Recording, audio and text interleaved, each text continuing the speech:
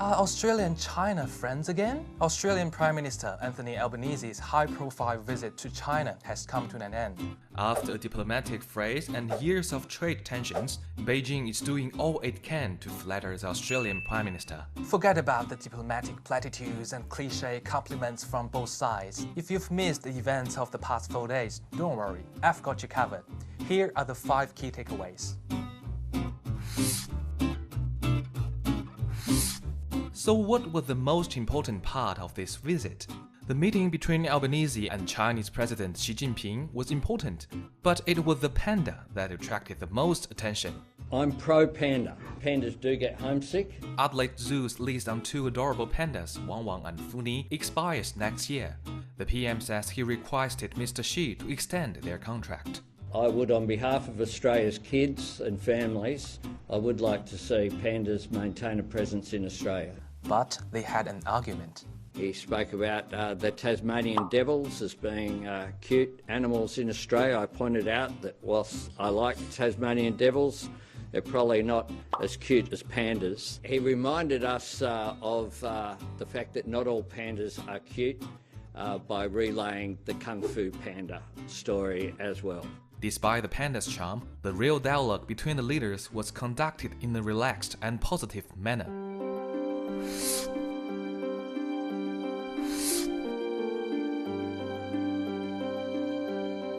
The PM came out of the meeting smiling. That was a very positive meeting following on from our engagement at the G20 in Bali last year. Well, the meeting was symbolic. The fervent conversation set the tone for future relations between the two countries.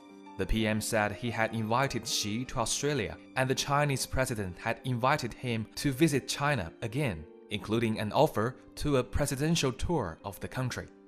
What? They haven't finished this trip, but there's already talks about the next one? Well, busy times ahead for journalists, but when is it happening? The way that these visits occur isn't that someone goes, yep, I'll be on the plane next week. The conversation between the two leaders cemented Australia's role in Chinese society and set the stage for ongoing discussions. However, there are still a number of obstacles to overcome.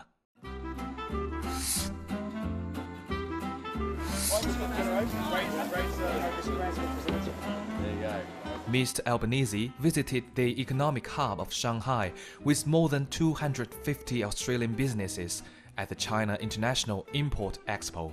He enjoyed the Australian wine, lobsters, and beef. The Prime Minister was clearly testing the limits by advocating for these high-quality Australian products. All banned in China. So what was the outcome? I think there are promising signs we've already seen. A number of the impediments to trade between our two nations are removed, and an uplift already, substantial uplift. We also heard interesting figures about our trade relationship with China. Between January and August, Australia exported $6 billion of products that had been the subject of the impediments to our trade between exports to China, $6 billion. If we look at those products last year in the same period, it was $85 million. China is our most important trading partner. It represents more than 25% of our exports, and 1 in 4 of our jobs relies upon our trade. Does this mean pandas can stay and lobsters can go? Human rights issues remain a concern as well, especially since Australian author Yang Hengjun remains detained in China. The Prime Minister addressed the matter directly with Mr. Xi, yet his response after the meeting was ambiguous. Well, I raised it in the meeting, so. Dr. Yang was arrested on suspicion of committing espionage crimes, a charge he always denied. His family said his health has rapidly declined in recent weeks. They pledged with the PM to do all in his power to secure Dr. Yang's release.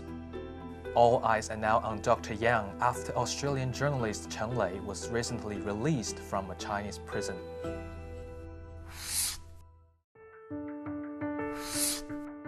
Mr. Albanese's trip to China marked a long-waiting thaw in ties between Canberra and Beijing. Chinese media gave Mr. Albanese's visit almost one-sided positive coverage. Most of the reports cited President Xi's new direction on Australia. 现在我们又开启了 Now we will embrace a new 50 years in China-Australia relations. Your visit this time is highly significant that it inherits the past and ushers in the future. The Temple of Heaven, a landmark imperial building, was one of the Prime Minister's stops in China. Former Prime Minister Gough Whitlam visited it on the first ever official trip to China by an Australian Prime Minister. Mr. Albanese retraced his path, marking the 50th anniversary of relations between the two nations. Retrace the steps that Mr. Whitlam took. Whether symbolic or substantial, Mr. Albanese's trip appears to have opened a new chapter in relations. Just further constructive dialogue and further advancement of the friendship between our two great nations.